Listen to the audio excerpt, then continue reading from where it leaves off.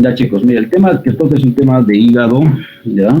Entonces vamos a hablar las cosas más importantes para el tema quirúrgico, pues no obviamente, porque el tema de hígado también lo ven los hepatólogos, ¿no? Que son gastroenterólogos especializados en esa parte, ¿no? Hay muchas patologías, ustedes lo han visto, ¿no? En gastro para ver eh, qué procedimientos pueden hacerse, algunos pacientes que tengan que hacer biopsia hepática, tratamiento de hepatopatías, ¿no? Hepatitis autoinmune y muchas cosas más que te pueden incluso simular un cuadro quirúrgico, ¿no? Entonces, esa es la idea básicamente de poder detectar y descartar un cuadro hepático que sea manejado médicamente o sea manejado quirúrgicamente, ¿no? Que eso es lo que a nosotros nos importa, ¿ya? Porque muchas veces el gastro pues igual nos deriva pacientes que ya han estado manejados, tratados, o directamente llegan pacientes ya que pueden ser un poco complicados. Entonces, este manejo de hígado es un tema intenso,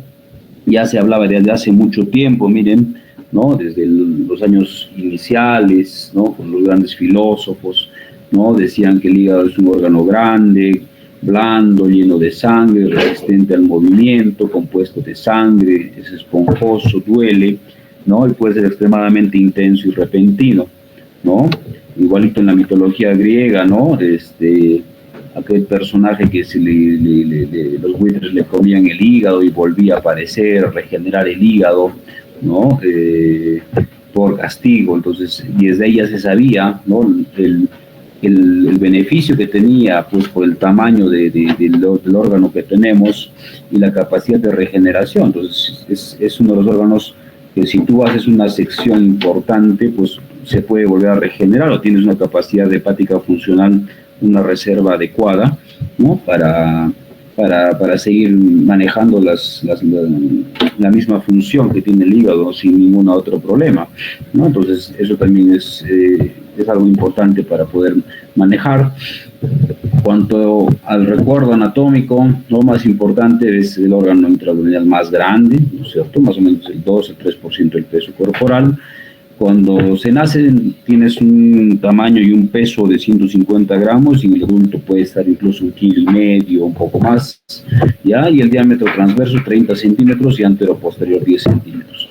En cuanto a la medición de los tamaños, bueno, sabemos que el lóbulo hepático derecho va a ser más grande, pero para cirugías, por ejemplo, lo que es cirugías digestivas, gástricas, esofágicas y atales de diafragma, entonces lo que sí tenemos que ver es el tamaño del lóbulo hepático izquierdo, que tiene que ser normalmente menos de 10 centímetros para que no haya problemas con la disección. Cuando tienes un lóbulo hepático izquierdo más grande, entonces ya es un hígado muy grande, más pesado, entonces si vas a hacer una cirugía laparoscópica, sobre todo va a ser un poquito más difícil de poder manejar, entonces eso también le tienes que explicar al paciente si vas a tener una intervención quirúrgica. Saben la segmentación, 2 segmentos, 2 lóbulos, 8 segmentos. El ligamento falciforme va a marcar una división aparente, no es la división real, ¿no? Porque la división real está dada acá, por la vena cava inferior, ¿no es cierto? Y con una línea imaginaria que va a atravesar la vesícula, ¿ya? Porque miren, acá se ve el ligamento, ¿no? El ligamento redondo inicialmente, que va hacia el ombligo, el ligamento falciforme, y los demás ligamentos, el ligamento coronario, el ligamento triangular, ¿no? Entonces, eso aparentemente te da esa división hígado derecho y hígado izquierdo, pero la verdadera es cuando tú ves por la cara inferior del hígado, entonces tienes la referencia de la vena cava inferior y una línea hacia la vesícula, ¿ya? Entonces, hace unos días igual hemos operado, ¿no? Una patología de un quiste diatídico complicado.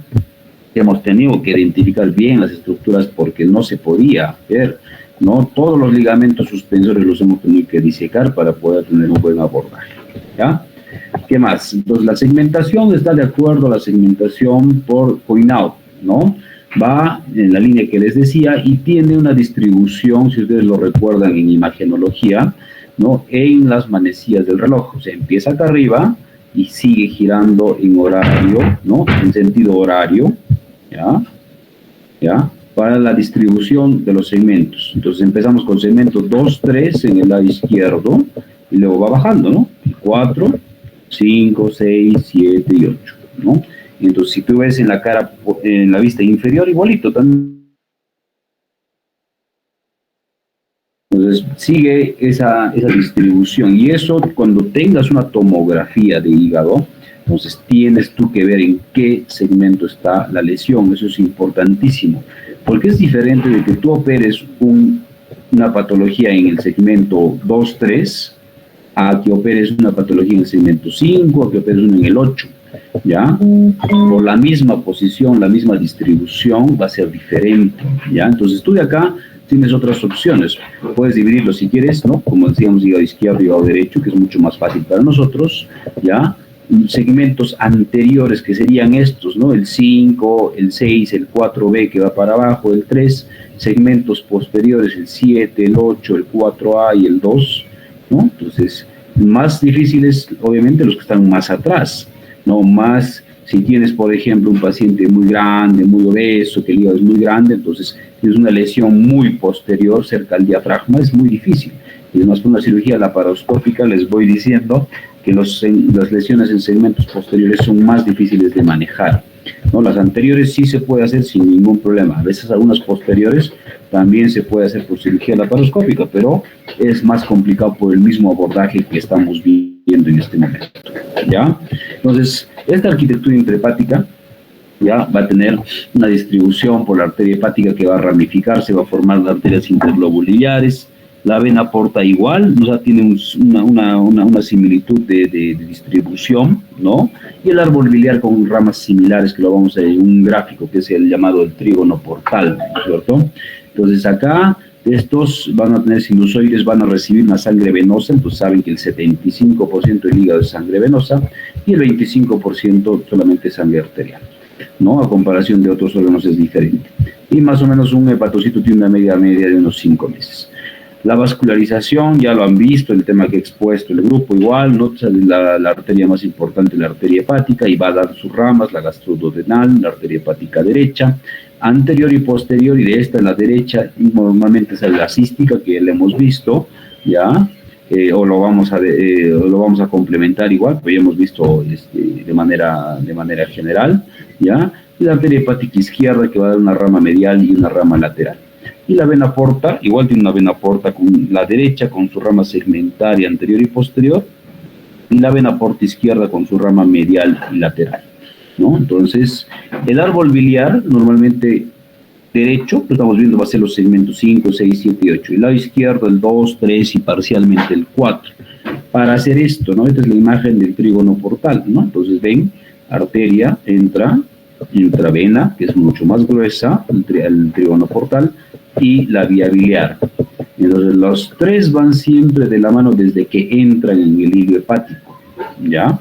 Entonces, van juntos y se distribuyen hacia el lado derecho, unos hacia el lado izquierdo, otros con ramitas chiquititas hacia el lado derecho y hacia el lado izquierdo, ¿no? Entonces, van a tener una división en la entrada del hígado, ¿ya? Y va a ser diferente a la parte de la vascularización de la misma vena hepática que va a tener sus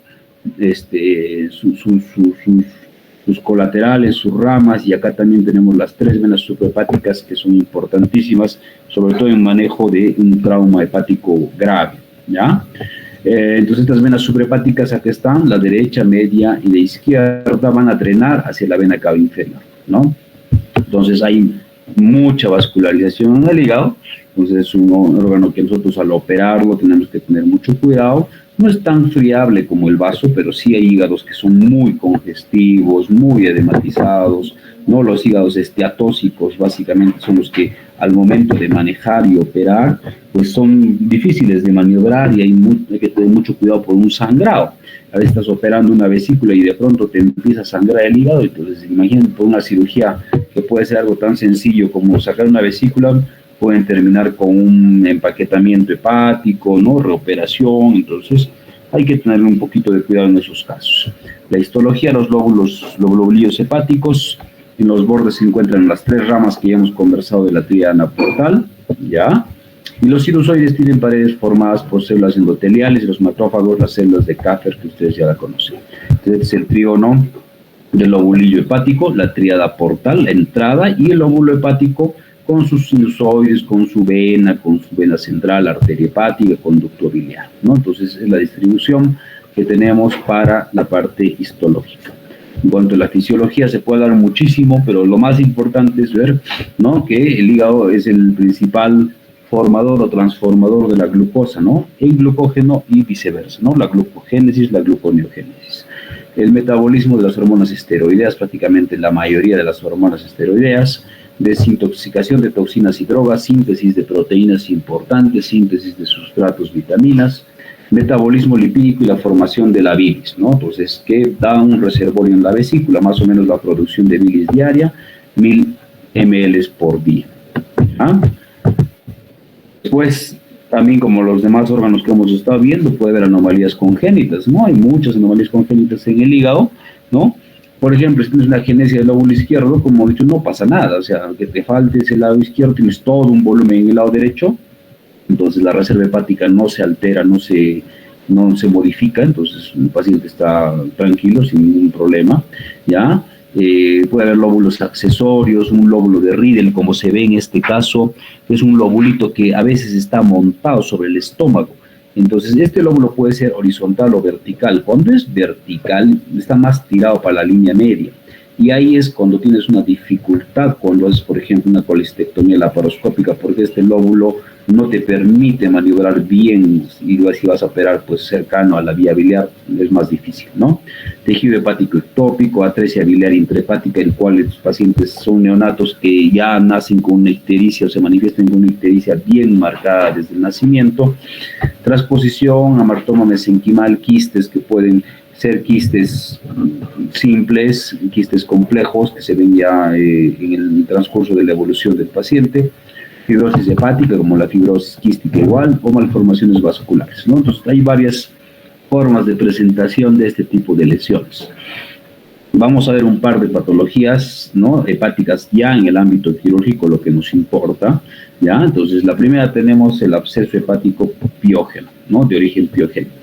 Acá se ven múltiples colecciones purulentas fétidas, las más frecuentes, secundarios a un foco. O sea, para que tú encuentres estas imágenes, ¿no?, que se ven, ¿no?, zonas hipodensas en el hígado, difusas o una sola, ¿no?, que te puede dar un diagnóstico también diferencial con una lesión tumoral, con un absceso, con un quiste, ¿no?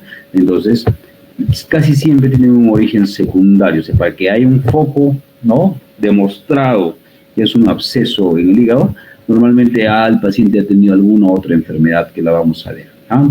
Generalmente son pequeños, múltiples, o también pueden ser solitarios y multiloculados.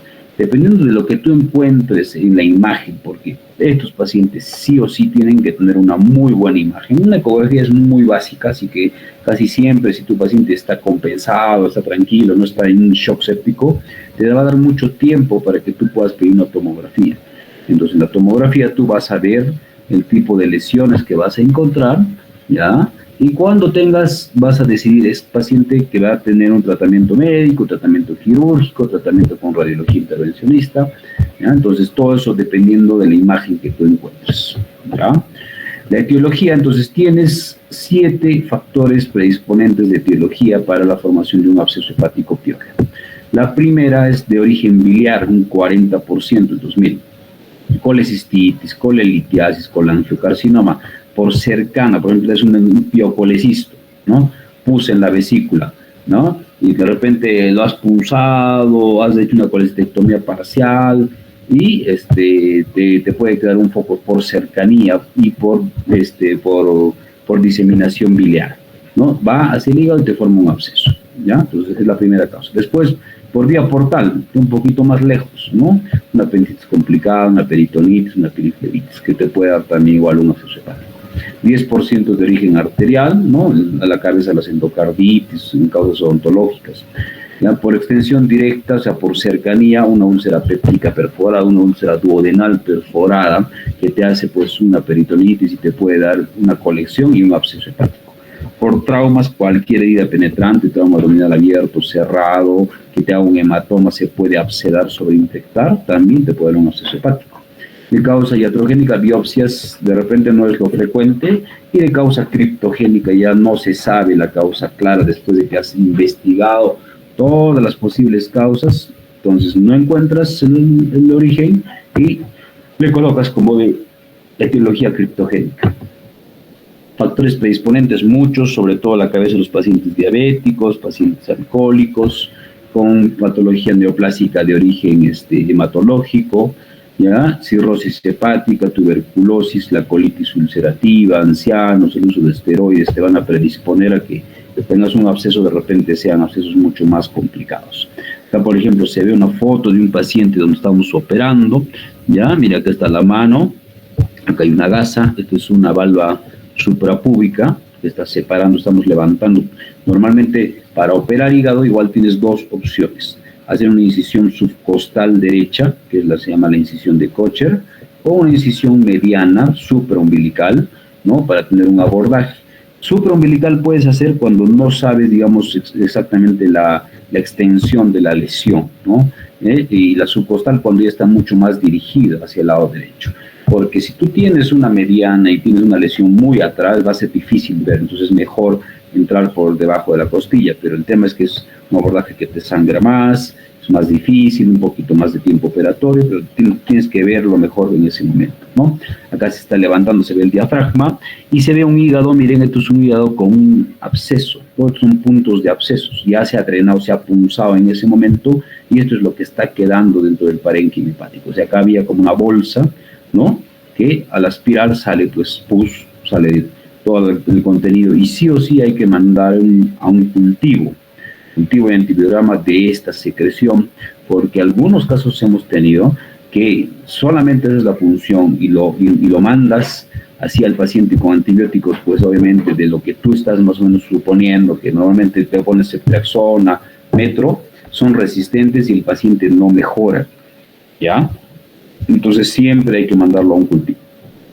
La bacteriología, ¿ya?, más frecuente es flora mixta, ¿ya? A la cabeza E. coli, Staphylococcus aureus, Streptococcus hemolíticos, pero también puedes encontrar Pseudomonas, Klebsiella, ¿ya? Entonces puedes tener casos incluso con abscesos hepáticos complicados, rotos, pacientes tóxicos, nos ha llegado con un shock séptico sin causa aparente y puede ser esa la causa desencadenante.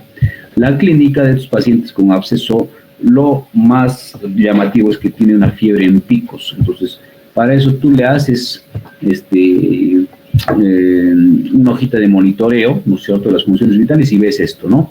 Fiebre, un día normal y luego otra, fiebre, ¿no? Esa es la característica de los abscesos, ¿no? La fiebre en picos. El paciente te da escalofríos, tiene, pues, ¿no?, obviamente dolor en hipocondrio derecho, vómitos, se puede palpar una lesión tumoral cercana al hígado. Ictericia no es frecuente, pero también está descrita en los textos, en los artículos.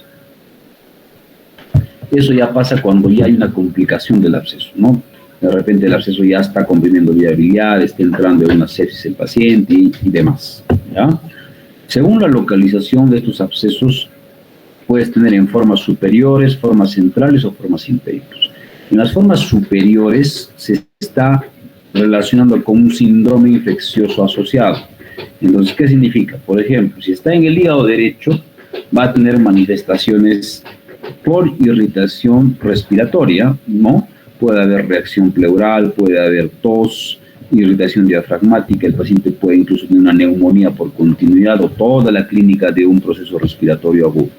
Si es en el lado izquierdo, con manifestaciones pericárdicas, una pericarditis, y acá es un caso que tienes que hacer un drenaje rápidamente. O sea, si tú tienes, por ejemplo, dos abscesos en el lado izquierdo y en el lado derecho, por más grande que sea el lado derecho y te estás operando, tienes que drenar primero el del lado izquierdo porque te puede dar una pericarditis cercana y puede ser, el paciente se puede poner mucho más grave, ¿ya? Entonces, siempre drenar el lado izquierdo primero.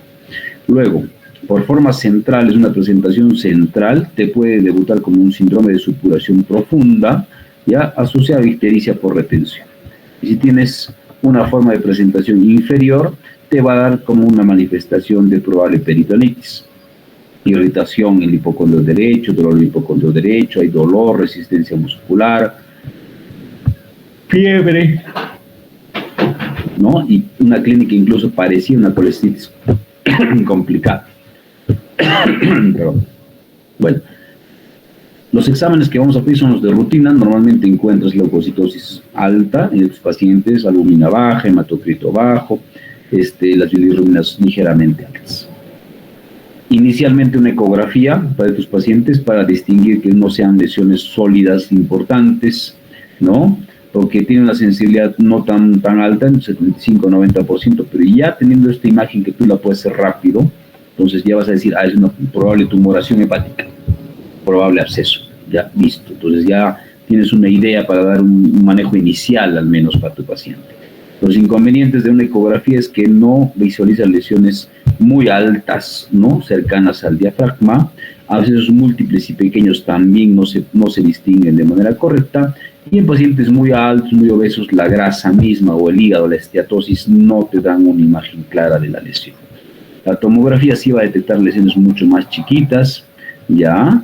Los cortes, dependiendo si es una tomografía helicoidal, multicorte, normalmente los cortes son pequeños, de 3 milímetros, entonces ahí tienes una buena resolución. Y a veces no se va a diferenciar de un tumor o metástasis. Acá, por ejemplo, tienes esta lesión, mira, una lesión hipodensa, grande, en segmento 7, tirando para el segmento 6-5, ¿no? Entonces, no sabes específicamente qué es esto. Entonces, cuando tú tienes esto, tú le pones el diagnóstico, ¿no? Tumor hepático de etiología determinada. Listo.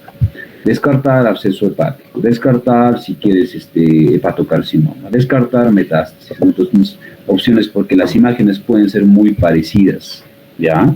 Entonces, eso también hay que ir viendo con los estudios, algunos exámenes especiales de acuerdo a cada caso. El tratamiento de estos pacientes va a ser con antibióticos de amplio espectro, endovenoso 2 semanas. O sea, usar cobertura antibiótica mínimamente por 2 semanas, te dice. Yo les diría que estos pacientes no se quedan tanto tiempo en el hospital, ¿no? Si no están complicados, suficiente una semana, y luego sí deben de completar antibióticos por un mes, ¿no? Vía oral por un mes.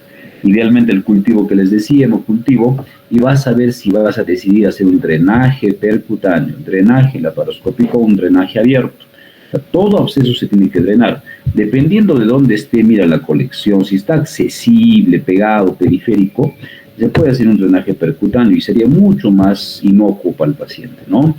Es más rápido, o también si el paciente tiene por ahí un absceso que esté cayendo, recayendo, o has drenado uno por, digamos, cirugía laparoscópica, le haces un control tomográfico y ves que te ha quedado uno mediano, uno pequeño, entonces observación, antibióticos y de repente un drenaje percutáneo, ¿no? Entonces eso se puede hacer, se puede manejar dependiendo de cada caso.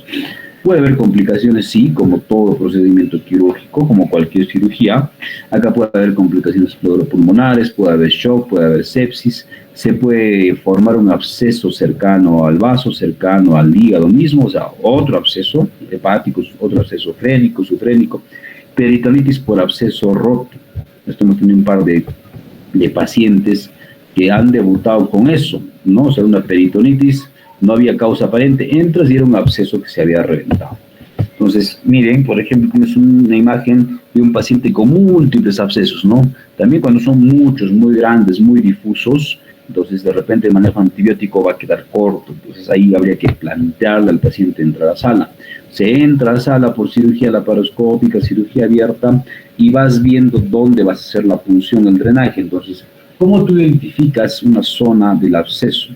Entonces, en el hígado tú vas a tener la consistencia, ¿no es cierto? Cuando tú veas una zona mucho más abultada, más abombada, más debilitada, entonces esa es la zona donde tú puedes hacer el corte, ¿no? Puedes entrar con hook, con tijera, con disector, no puedes entrar para hacer el drenaje o con jeringa, ¿no? Un punzón, ¿ya? Para que tú tengas idea. Entonces, no meterse cerca al tejido hepático porque te puede sangrar, ¿no? Te puede sangrar y puede ser difícil de parar el control, ¿ya? Otra patología es el absceso amebiano. Acá ya se ve una colección no malolientos. En la primera tenías, como era pus, obviamente el olor al operarse es bien característico. No es tan fuerte tampoco como el caso de apendicitis, pero sí el olor es un poquito más característico, ¿ya? En el absceso amebiano no hay olor, se ve una pus estéril en pasta de anchoas, le llaman los textos, o de aspecto achocolatado, no más achocolatado, y generalmente es única, ¿no? Con bordes mucho más difusos, no tan nítidos como el absceso hepático piógeno, que también hemos dicho que pueden ser más variados o múltiples, ¿ya? La causa de este absceso ambriano es un parásito, la entamoeba histolítica, ¿ya? Puede haber contagio directo, indirecto, diseminación por vía portal. Hay otros tipos de entamoeba incluso que se contagian, ¿no? Por las aguas, eso no lo vamos a ver nosotros, ¿ya? Factores predisponentes, pero sí, climas tropicales, subtropicales, malas condiciones sanitarias, pacientes con instituciones psiquiátricas, personal militar, homosexuales, inmigrantes de zonas endémicas, tienen más predisposición a formar este tipo de lesiones. La clínica, acá sí hay un cambio, miren, acá tenemos un tiempo de enfermedad más largo, de 2 a 4 semanas. En el otro normalmente son días, pero no todo es preciso, pues no todo es igual. Pero en piógeno sí normalmente tienes un antecedente, ¿no? Como les decía, por ejemplo, una peritonitis que se ha operado hace 7 días y luego el paciente sigue con fiebre, le haces estudios, encuentras el absceso, entonces esa es la causa. Acá tienes un tiempo más largo, casi un mes. El paciente un mes está prácticamente asintomático y luego debuta con dolor en hipocondrio derecho, con hepatomegalia dolorosa. Acá estos pacientes sí tienen diarrea, ¿no? Justamente por la entamoeba, de comparación de la primera, y hay una fiebre también, pero no tan alta a comparación como la primera. Entonces hay variaciones, no se están dando cuenta en clínica, puede variar un poquito. El diagnóstico acá sí hay que agregar examen de heces, pruebas serológicas. Te encuentras en la mayoría de los pacientes una eosinofilia, ¿ya? No es una eosinofilia muy marcada, ¿ya? Para pensar, por ejemplo, en fasciolasis, ese sí te dan unas eosinofilias bien marcadas, pero sí se puede encontrar un valor alto de los eosinófilos. Hay que pedir ecografía, tomografía igual, tal igual como una tumoración hepática. El tratamiento acá es un poquito diferente, y inicialmente es tratamiento médico, metronidazol 500 miligramos cada 8, por 10 a 14 días, y se puede hacer una aspiración cerrada con el riesgo de ruptura o un drenaje quirúrgico cuando está sobreinfectado. O sea, ¿cómo sabes que está sobreinfectado este absceso? Que el paciente pues no está mejorando al tratamiento inicial, sigue haciendo fiebre, ¿no? Entonces le haces un control y sigue el mismo tamaño, o de repente la pared se ha hecho más gruesa, está más encapsulada, entonces ya está probablemente sobreinfectado, encuentras gas en esa zona también.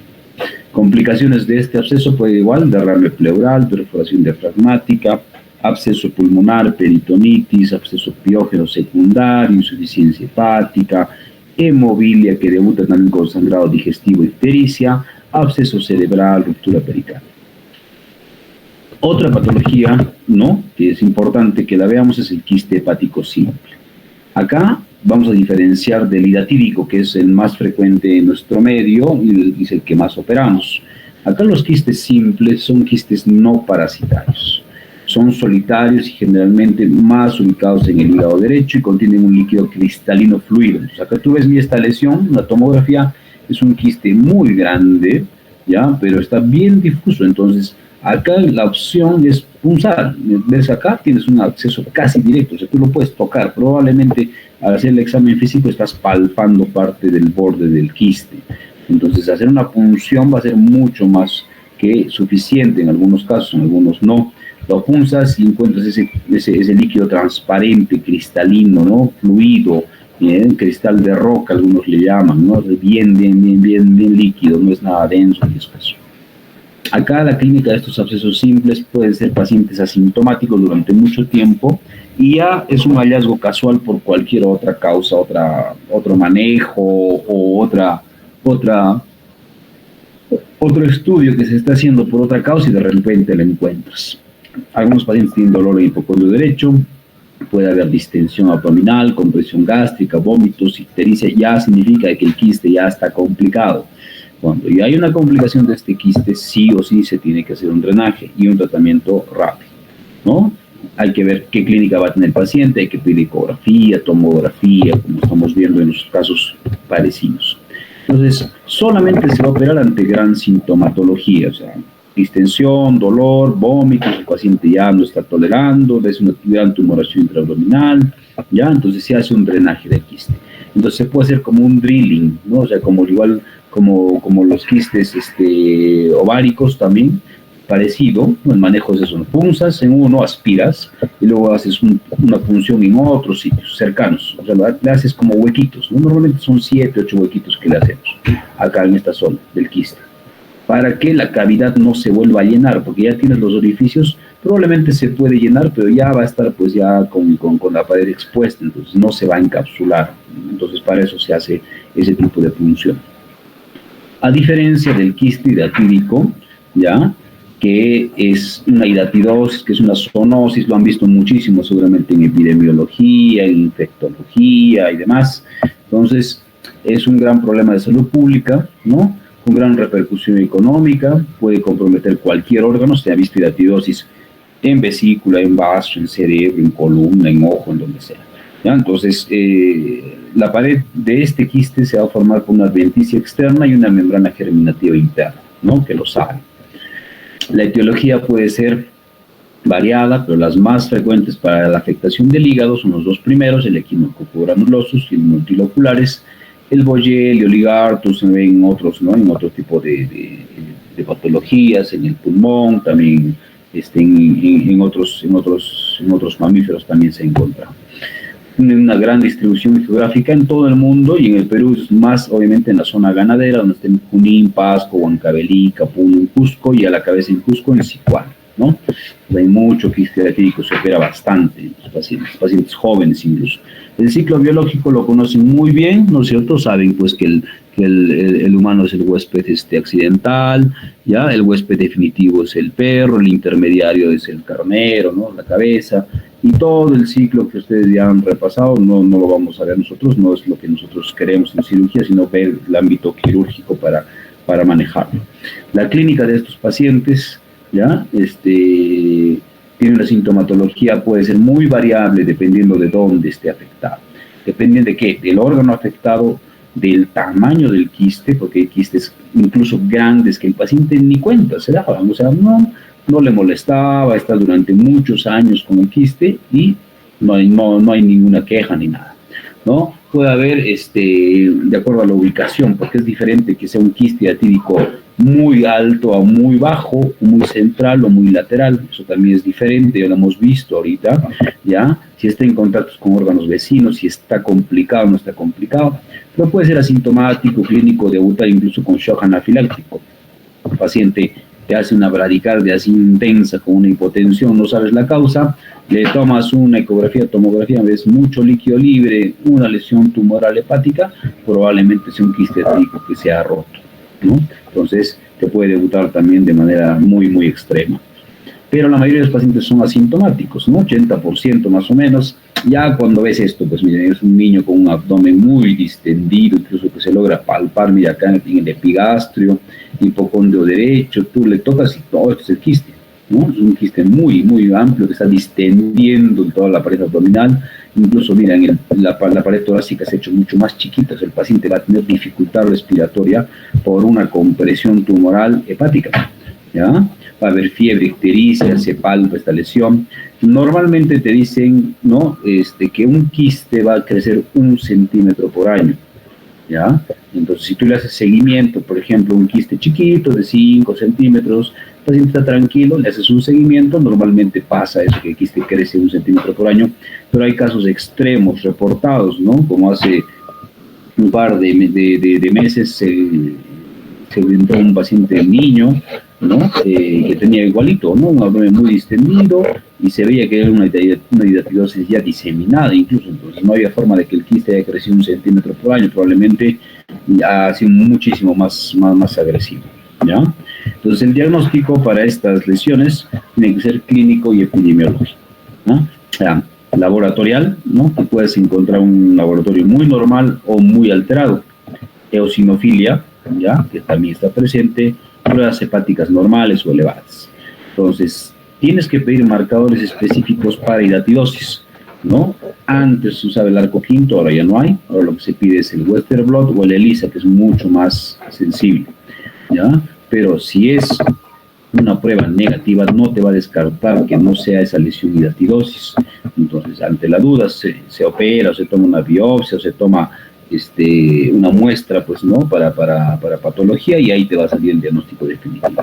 Ecografía, tomografía o CEPRE, incluso por CEPRE, diagnóstico de hepatohidatidosis, ¿no? O sea, está entrando por una causa probable de colangitis, entras y encuentras membranas en la vía biliar. Entonces puede ser el diagnóstico también que no lo estabas esperando en ese momento. Entonces teníamos que hacer una correcta clasificación, para eso se usa la clasificación de Garvey, ¿ya? Seguramente lo han escuchado en algún momento, ¿ya? Entonces acá tenemos 5 tipos de Garvey, ¿ya? Entonces el tipo 1 es el hialino, entonces se ve algo totalmente homogéneo, que es similar o muy parecido a un quiste simple, ¿ya? El tipo 2 es el tipo 2 que tiene una membrana desprendida, antes le decían el ciclo del camalote, no se ve acá, las membranas están cayendo, se están soltando de la misma pared. El tipo 3 es multivesicular, múltiples vesículas hijas.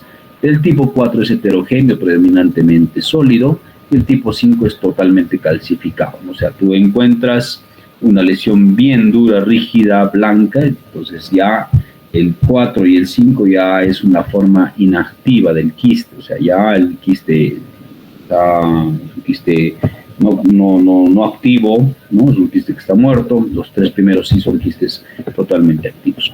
Hay otra clasificación de la OMS, ya con una pequeña variante, acá te habla del C1 al C5. Por ejemplo, en el C1, C2, C3, lo que tienes que ver aparte es el tamaño. Si tienes un tamaño hasta 5 centímetros, le das tratamiento médico con albendazol, ¿ya? Y le haces controles ecográficos, ¿ya? Si recién hay una respuesta negativa, no hay respuesta, va a cirugía. Y si tienes un tamaño más de 5 centímetros, ya no esperas más tiempo, de frente va a cirugía. Mientras que en el 4, por ejemplo, tienes que hacer diagnósticos diferenciales con otras lesiones. Si es una evolución asintomática, se hace un control anual.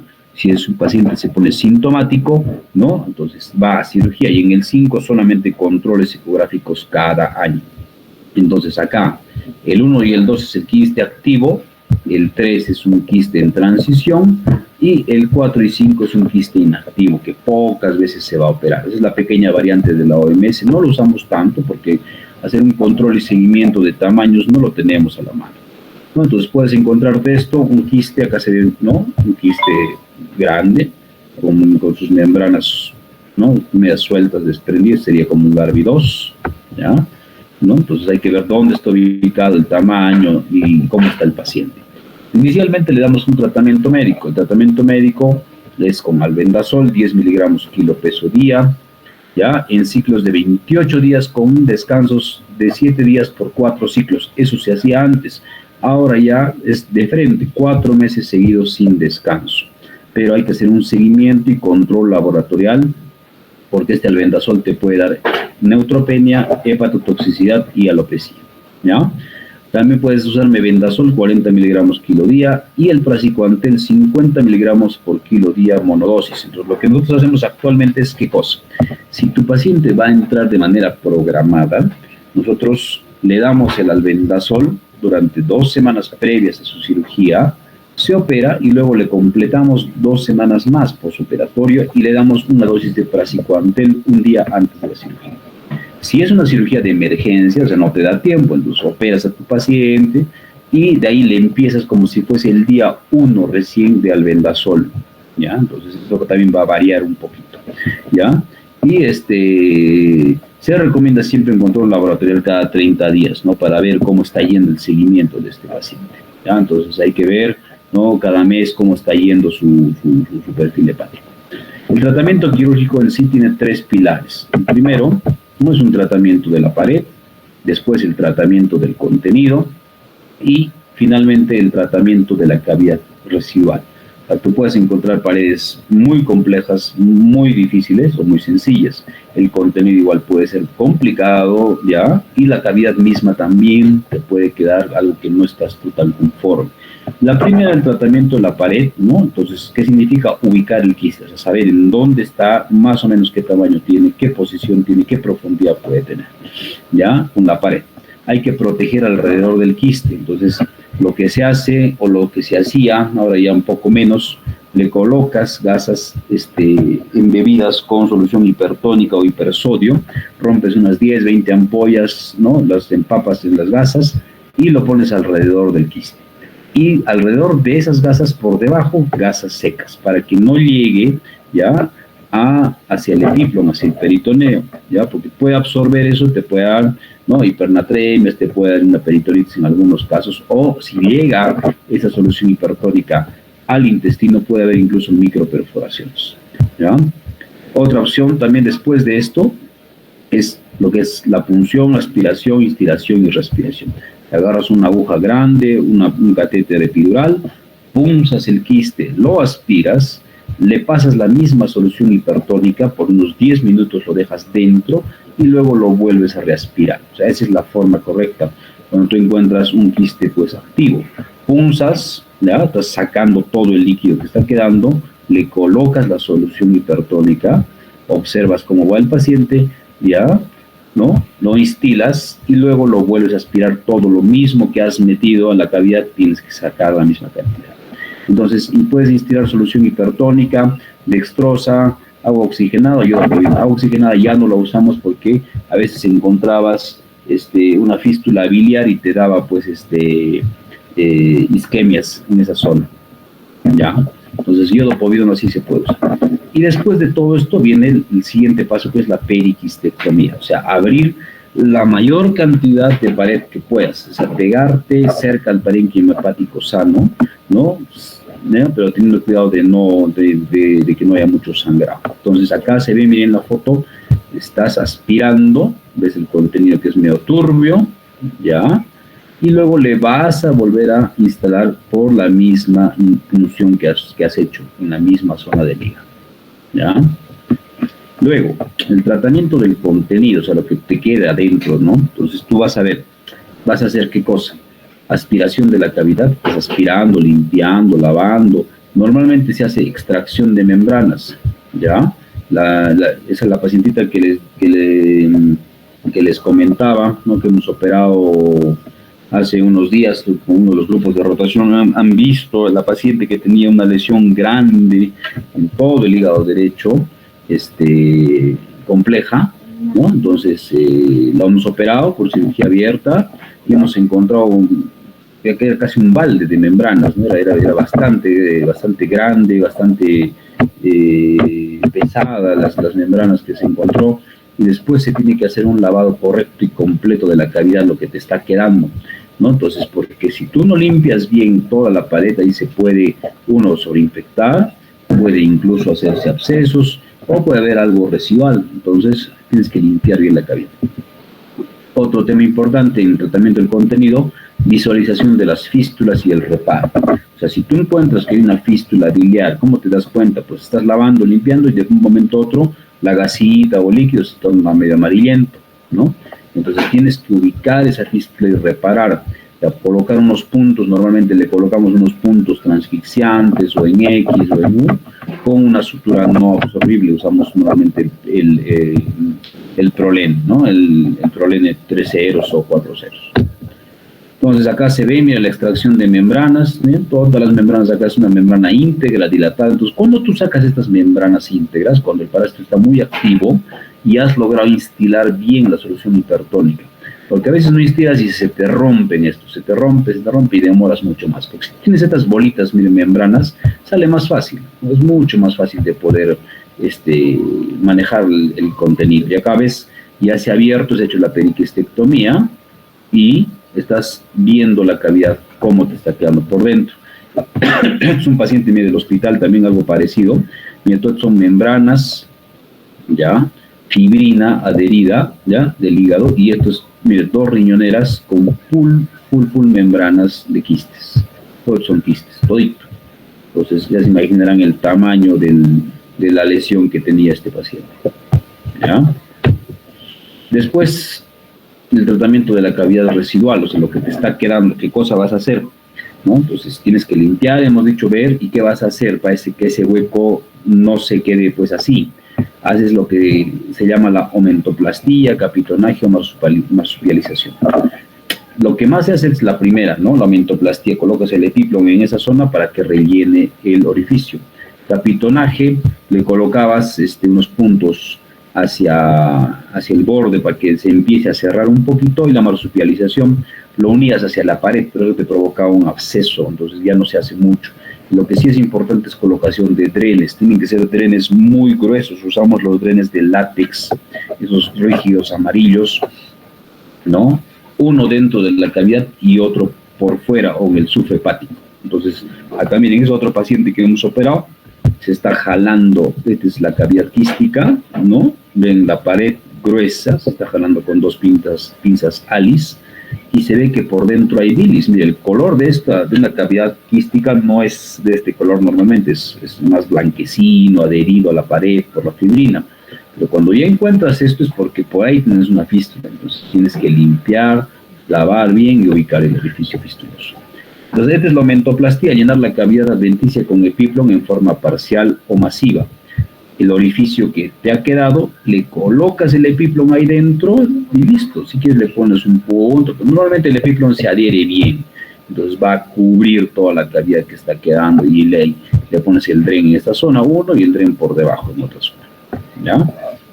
En cuanto al PAIR, lo que estábamos viendo, acá también este es un procedimiento de punción, aspiración, instilación y reaspiración, o sea, no es un procedimiento ya directamente quirúrgico, se puede hacer vía ecográfica, vía tomográfica, ¿ya? En pacientes que no van a tolerar una cirugía, por ejemplo, pacientes muy ancianos, pacientes embarazadas, pacientes que no se quieren operar, o en fracaso de la cirugía ya han operado 1 o 2 veces y sigue apareciendo, entonces mejor le colocas un buen catéter, un drenaje guiado y listo, con eso se va a contener parcialmente. Pero hay que hacer controles cada 6 meses de estos pacientes. El tratamiento quirúrgico, ¿no? Son 2 formas de manejar, con cirugía conservadora o cirugía radical. La cirugía conservadora es lo que hemos estado viendo, más o menos una periquistectomía, o sea, sacar un mayor porcentaje de borde del quiste, dejarlo abierto y poner el epiplon. Y ya cirugías muy agresivas, más radicales, pues son una quistectomía, sacar todo el quiste, no dejar que esté pegado a la pared del hígado, o sacar un segmento, segmentectomía o patectomía. Estas cirugías radicales no las hacemos acá en el Perú porque hay bastante paciente, entonces probablemente sea muy agresivo para nuestro medio. En casos o en sitios donde no hay quistes, por ejemplo en Estados Unidos, mucho en Europa, sí le hacen incluso segmentectomías o patectomías por el riesgo que tienen estos pacientes, ¿no? O sea, piensan de que es algo que no se va a solucionar, ¿ya? Y le hacen cirugías más radicales. El tratamiento, pero va a depender del tamaño, de la localización y de qué estadio de Garvey tenga. Les vuelvo a decir, si tienes un quiste muy grande, normalmente por cirugía laparoscópica no se va a poder hacer, porque no vas a poder ubicar bien de dónde está y te puede quedar membranas, te puede quedar restos, ¿no? Y va a ser peor para el paciente. De acuerdo a la localización también, hemos dicho, si son muy posteriores, no te conviene hacer cirugía laparoscópica. Y el Garvey, pues bueno, si vas a tener un 4 o 5, incluso observación nomás, y no necesitas operar este tipo de pacientes. Se puede complicar, sí, con una ruptura del quiste hacia la vía biliar, infección bacteriana, obstrucción de la vía biliar, te puede hacer colangitis, es frecuente, compresión vascular, reacción anafiláctica también, siembra peritoneal, es por eso que nosotros colocamos gasas o compresas alrededor del quiste para que no haya eso, porque si te da una siembra peritoneal, paciente, vamos a ver un pequeño video más adelante, ¿ya? El manejo es bien largo, bien complicado, con muchos tratamientos, reoperaciones, es difícil manejar, los pacientes no tienen buena calidad de vida y demás. ¿Ya? Diseminación a órganos se puede diseminar a pulmón, hacia cerebro, corazón o cualquier otra zona. Acá estamos viendo, por ejemplo, mira, esta es una vía biliar, una hepatohidatidosis, ¿no? Que te puede dar un síndrome de Buchiari. Entonces acá mira, esta es la vía biliar que se ha abierto, estás colocando 2 puntos para traccionar, abres y está saliendo la membrana. Está saliendo una membrana por la misma vía biliar, o sea, no solamente en el hígado, puedes tener por cercanía también hacia otra zona. ¿Ya? Entonces el tratamiento de un quiste atípico, recuerden, ¿no? Tratamiento médico, quirúrgico, incluso puede ser vía por drenaje, por radiología intervencionista, entonces hay que manejar bien este tipo de pacientes para que no tengan complicaciones que pueden ser un poquito largas para estos pacientes, ¿ya? Este tema de hipertensión portal, básicamente vamos a ver rápido lo que vamos a ver para pacientes para cirugía, ¿no? Porque una hipertensión portal, ustedes lo han visto cómo es el manejo, cómo es el diagnóstico, el seguimiento en gastroenterología, ¿ya? Entonces hay pacientes muy de la mano de hipertensión portal que van a ser cirróticos, o sea, eso es prácticamente casi una regla, ¿no? En este tipo de pacientes con hipertensión portal que son cirróticos, incluso cirróticos no compensados.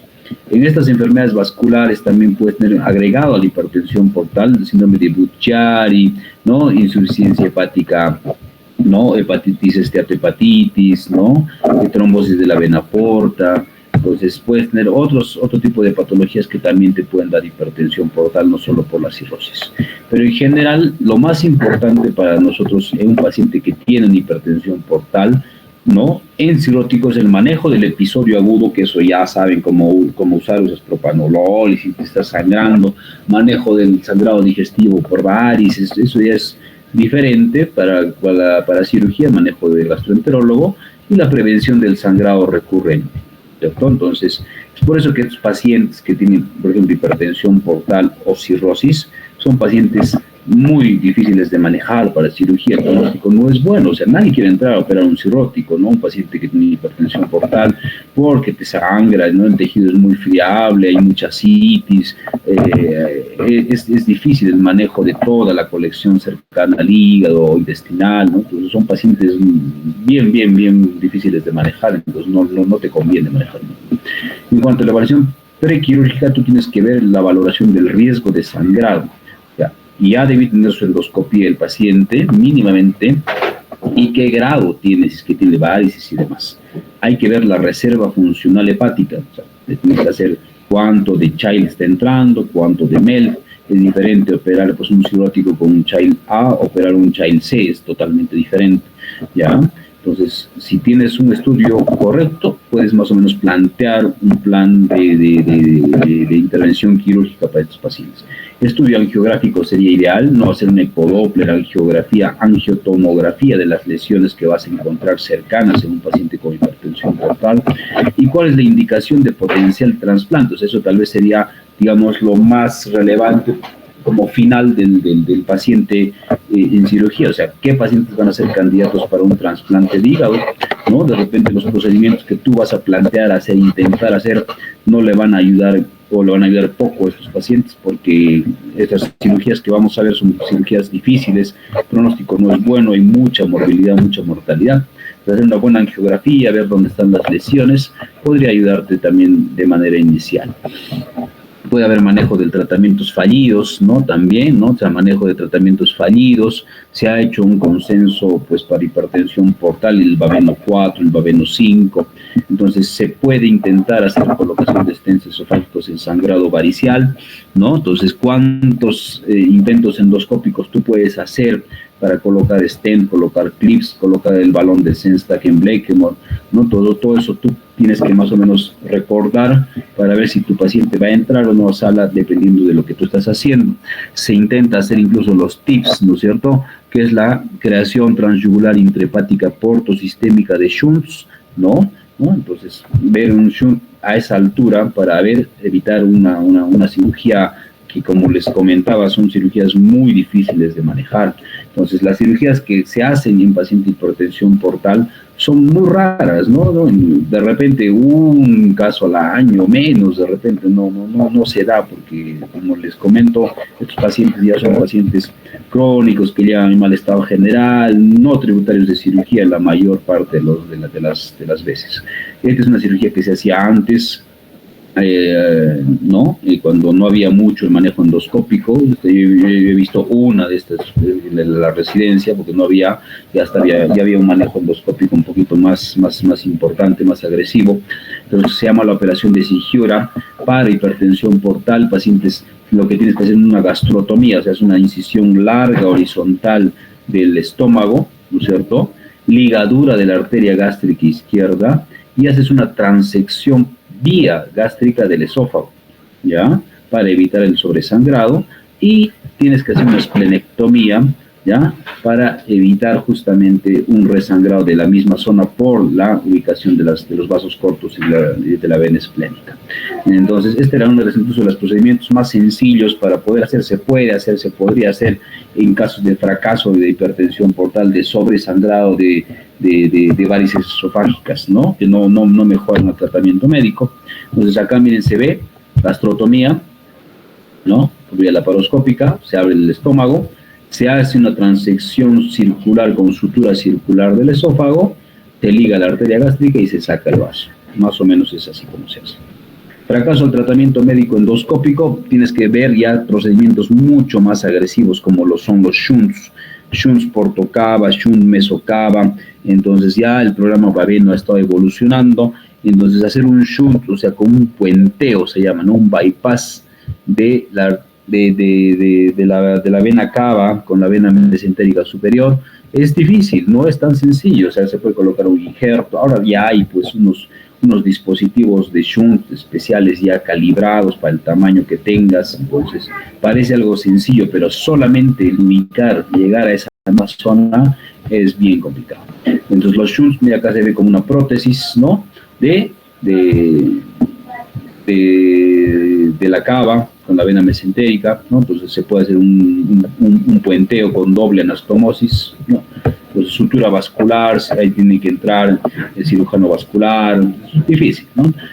Otra cirugía también complicada que se hacía, la operación de Warren, que es el shunt esplenorenal distal, ¿no? Igualito para hipertensión portal, levantar, hacer lo que se llama la maniobra de Mattox, levantar todo el colon izquierdo, ubicar el riñón, ¿ya?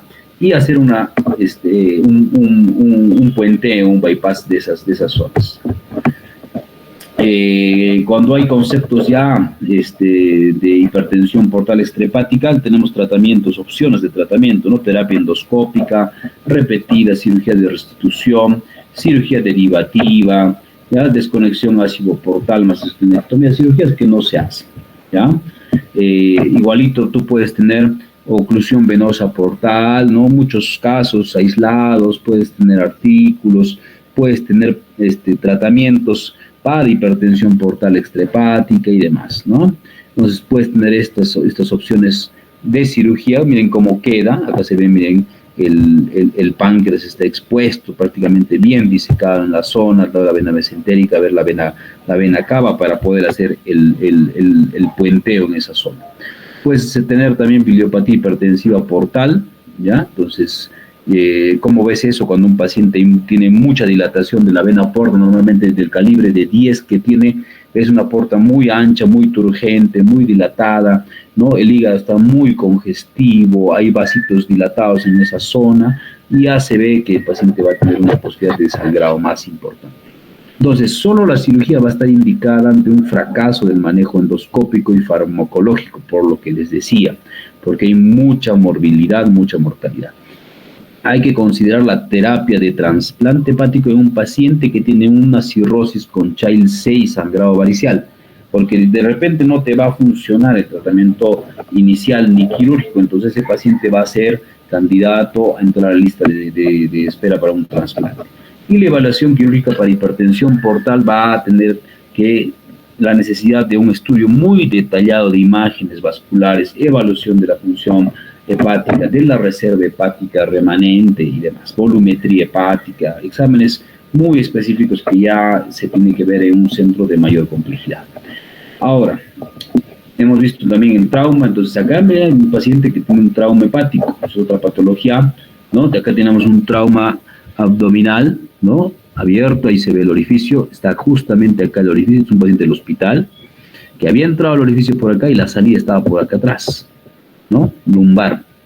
Hemos entrado a sala, ¿ya? Se ve una lesión hepática importante, un hemoperitoneo, ¿ya? Y había una perforación de la vesícula por el proyectil.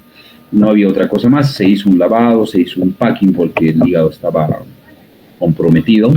Entonces hay que recordar también lo que es el manejo de un trauma hepático.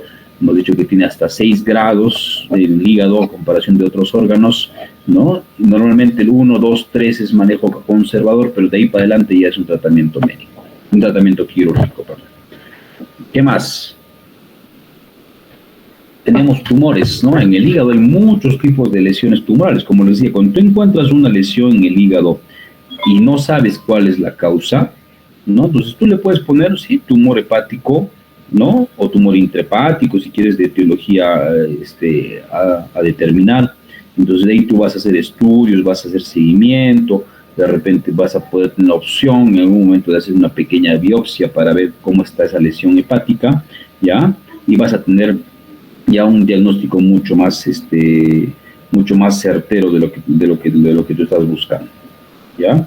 Entonces, puedes encontrar, ¿no? Un hemangioma, que es el tumor más frecuente, usualmente está asintomático, ¿ya? Es un hallazgo casi siempre casual, a veces estás operando, a veces una lesión chiquita, o una lesión aislada por una tomografía, ¿no? Entonces, hay que ver cuál es el seguimiento. Cuando tú ya le encuentras esa lesión, este hemangioma normalmente tiene un color rojo negruzco, tiene un aspecto esponjoso, ¿ya? Se ve una imagen hiperecogénica, ¿ya? Y pueden ser únicos o pueden ser múltiples. Solamente se va a operar si es que va al síntoma, si no, no, es observación y nada más, no hay mucho más que hacer. Acá se ve, por ejemplo, en una tomografía, ven, una lesión sí grande, el borde tiene vascularización en esa zona, ¿ya? Entonces ya es una lesión grande que si se va a plantear una cirugía hay que ver, ¿no es cierto? Porque al sangrarte un hemangioma, pues vas a requerir transfusión probablemente. Si no tienes, por ejemplo, cómo controlar un sangrado hepático, necesitas argón plasma, necesitas tener Sugicel, hemocolágeno para poder controlarlo, puedes tener problemas. Entonces mejor ni tocarlo. Acá se ve, mire, la lesión, ¿no? Con relleno lesional, centrípeta, cercana, y entras a sala y ves pues una lesión muy vascularizada, ¿no? Compatible con un hemangioma. Otra lesión tumoral es el adenoma, ¿no? Que es una lesión circunscrita, blanda, más clara que el parénquima, más en mujeres que tienen tratamiento con anticonceptivos mucho tiempo, ¿ya? Puede dar dolor inespecífico, le puede simular un tumor o puede debutar con un shock. Pueden ser únicos normalmente y existen sí un riesgo de malignización leve a mediana. El tratamiento es suspender los anticonceptivos y la resección cuando te da sintomatología en estos pacientes. Acá no se ve, miren, una lesión grande, circunscrita, ¿ya? Pero lo bueno es que, mire, esta lesión, este adenoma tenía un pedículo, entonces tienes un pedículo muy largo, muy laxo, entonces no tienes más que meterte hacia el parénquima, ¿no? Entonces haces una disección, ligas este pedículo, dos clamps o dos, si quieres, pinzas hemostáticas cercanas hacia la lesión y dos cercanas hacia el hígado, y listo, se soluciona el problema y ya no hay más predisposición a más. Otra lesión tumoral hepática es la hiperplasia nodular focal.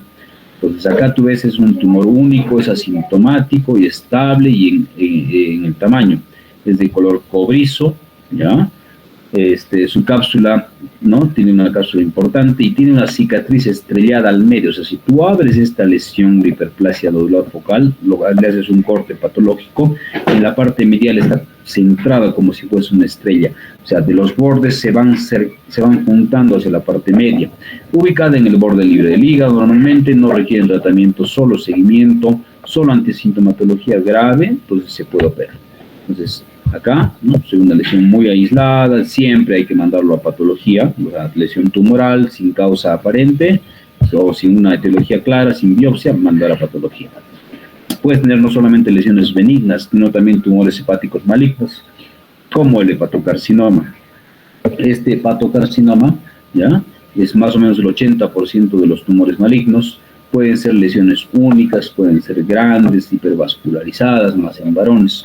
Entonces, se ve, ¿no es cierto?, esa lesión difusa, diseminada, que como les decía, puede ser incluso un diagnóstico diferencial de un absceso o de un tumor o de metástasis en el hígado, ¿ya?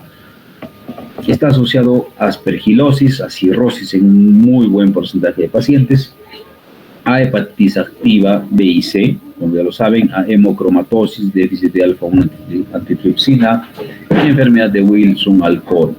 La clínica de estos pacientes tienes hepatomegalia, baja de peso sin causa aparente, puede haber un tumor doloroso, signos de cirrosis, puede haber ascitis, puede haber ictericia, esplenomegalia.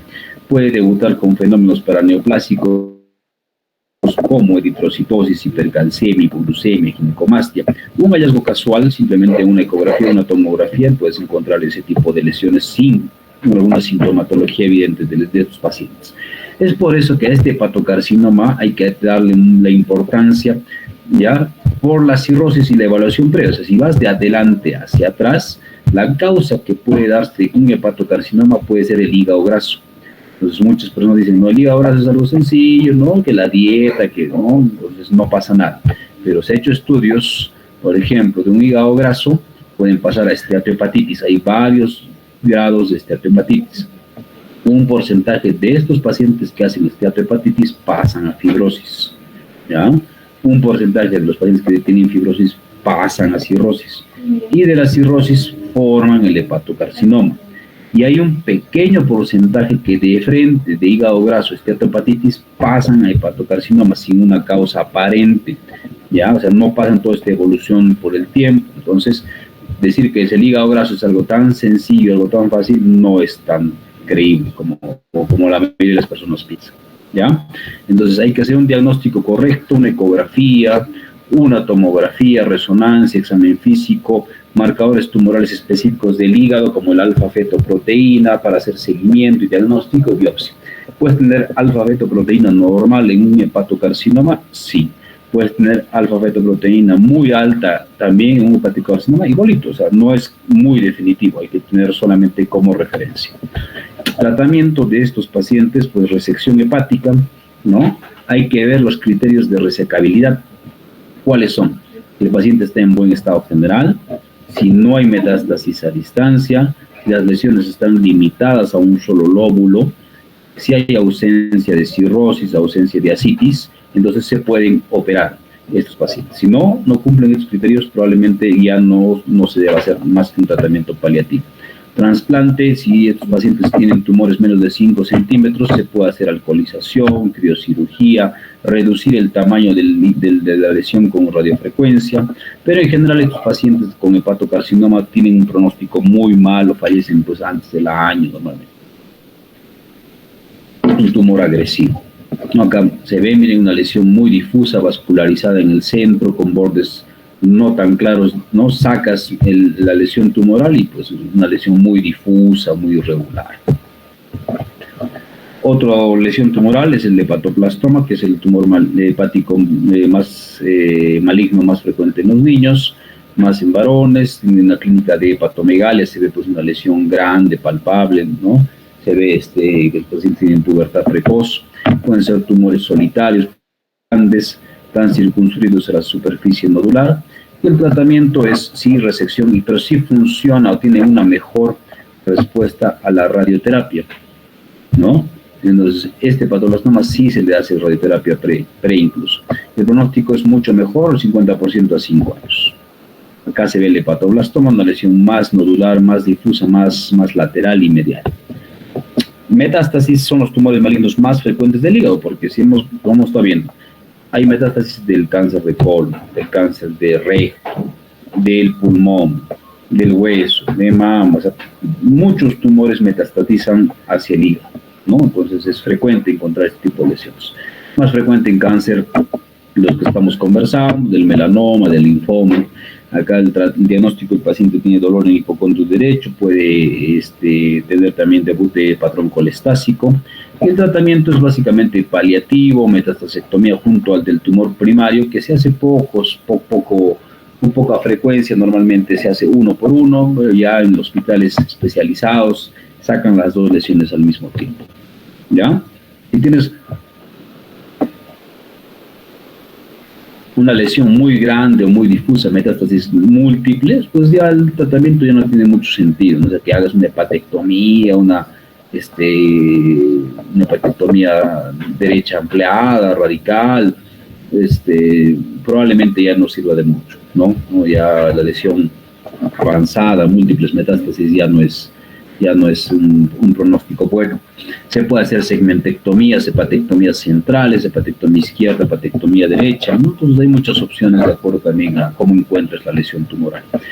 El trasplante hepático, ¿no? Entonces se puede hacer varias opciones de bipartición hepática, un trasplante in situ en el donante o ex situ en el trabajo, ¿no?, de la banca, o sea, mandar en ese mismo momento el hígado del donante o ya procesarlo para una cirugía ya mucho más programada, ¿cierto? Se puede manejar, allá hay varios centros donde se hace trasplantes, en el Almenara, Rebagliati, en Huancayo también hay un centro especializado donde hacen trasplante hepático, ¿no?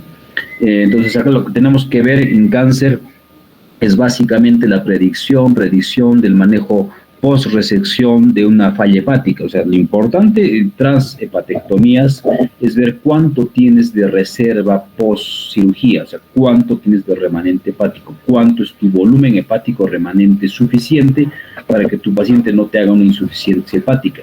Hay pacientes que te hacen insuficiencia hepática fulminante y están muy comprometidos, ¿no? Entonces, ¿qué te dice? Si tienes 25 a 30% un hígado con función normal es suficiente.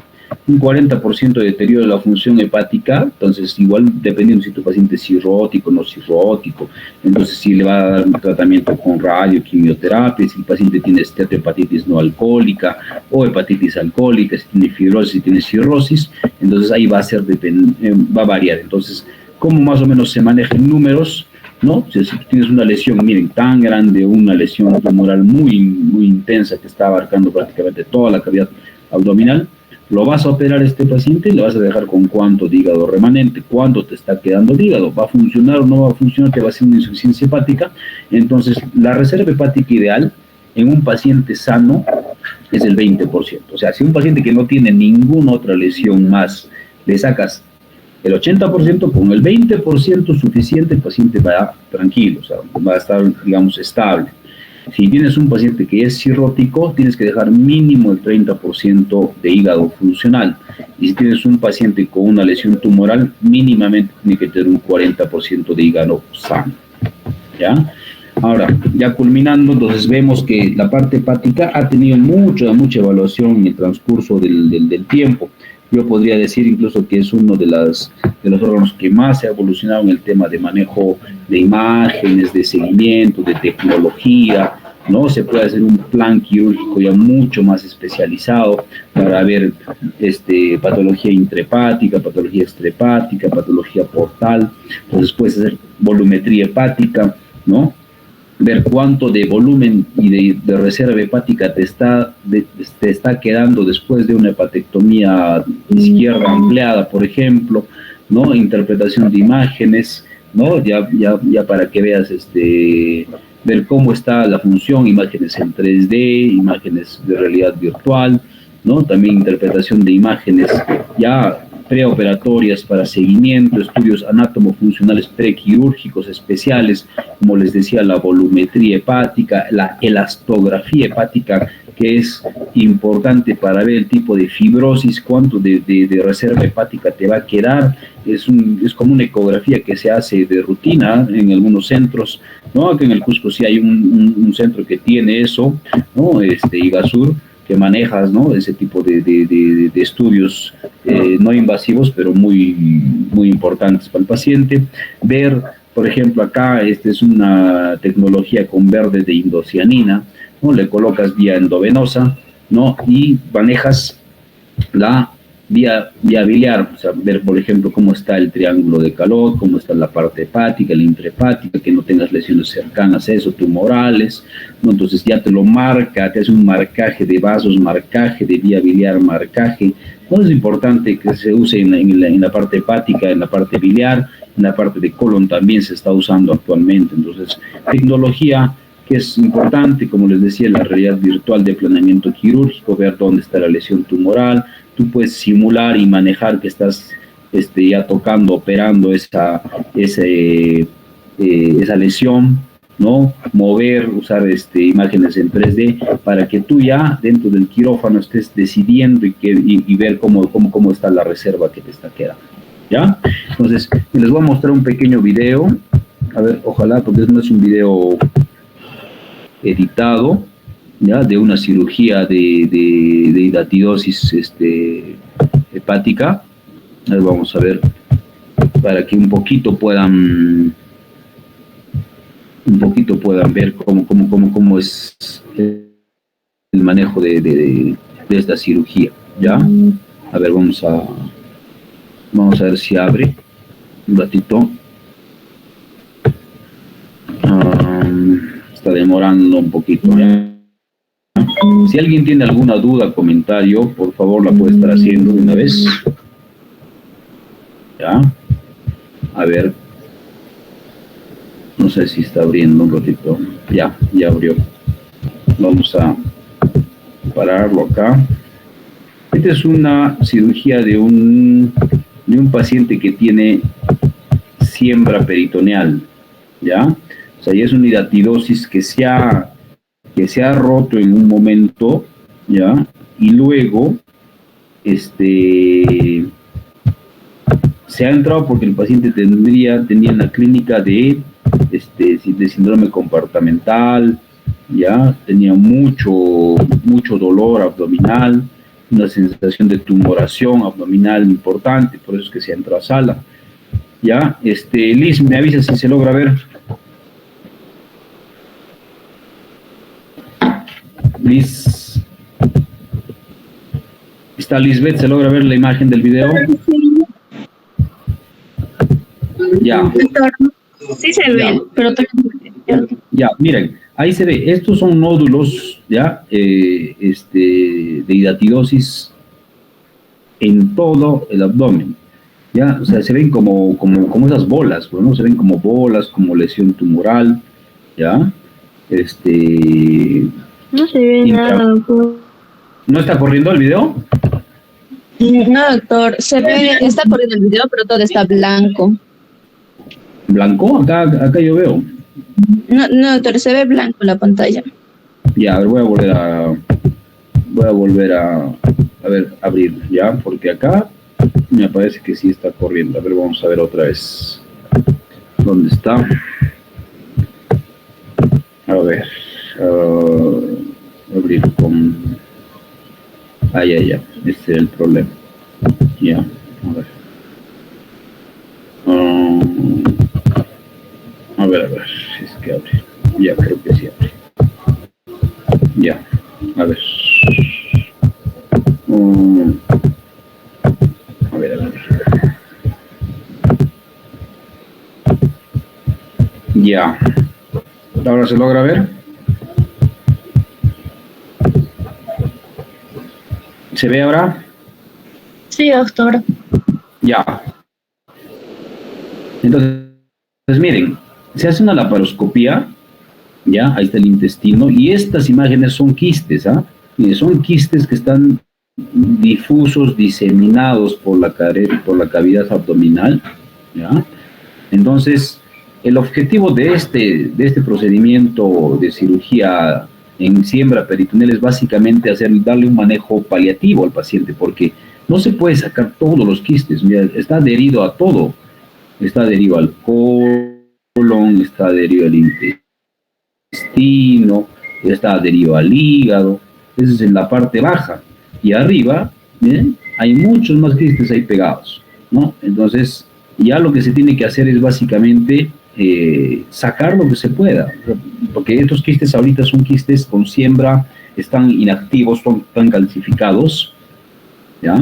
Pero hay que liberar lo que se puede sacar porque el paciente estaba con clínica, como les decía, de síndrome tumoral, ¿no? Dolor.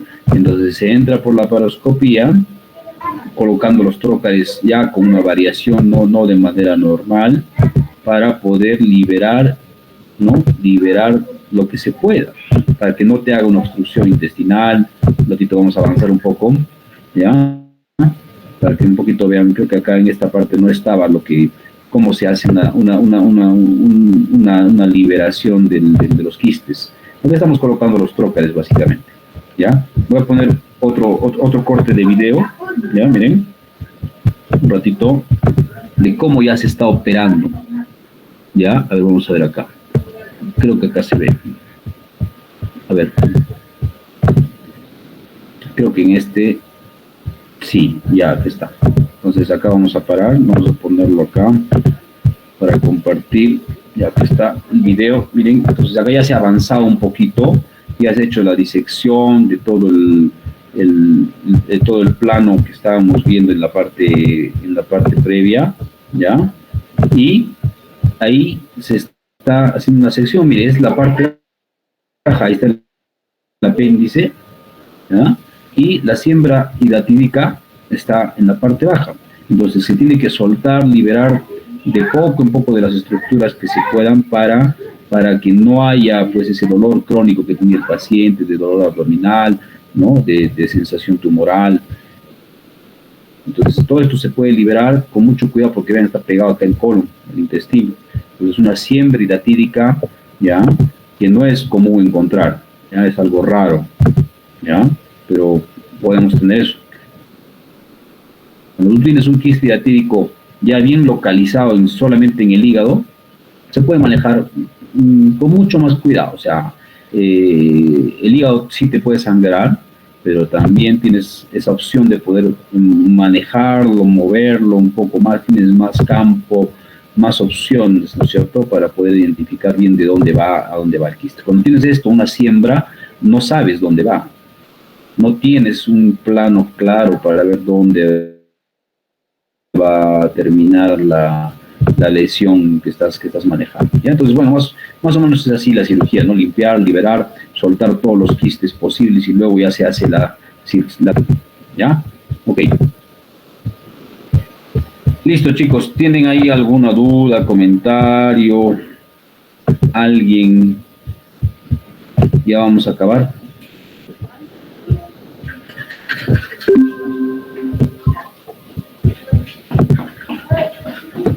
¿Hay alguna duda, comentario, chicos? ¿Listo? No, doctor, solo recuérdale para que le pueda subir también este video, doctor. Ya. Ok.